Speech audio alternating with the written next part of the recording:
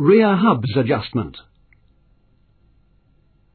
The rear hubs contain 2 taper roller bearings and an inner seal. The bearings are protected by a dust cap. They can be checked for roughness or free play in the conventional way, but unlike previous LDV models, Maxus hubs must be adjusted to give 0 end float and 0 preload. If adjustment is required, do it like this. Remove the wheel trim if one is fitted, the dust cap, and the split pin.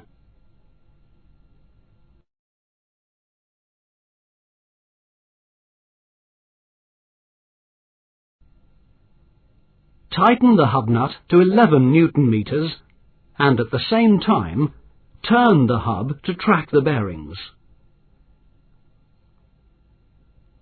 Then carefully turn the nut back until the first hole in the stub axle can be seen.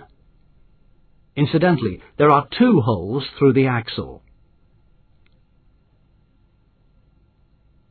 After you've done that, check for end float again, and if there is any, repeat the procedure.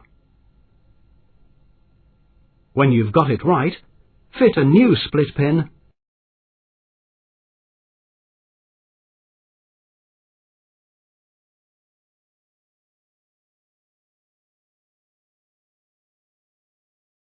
and refit the dust cap and wheel trim.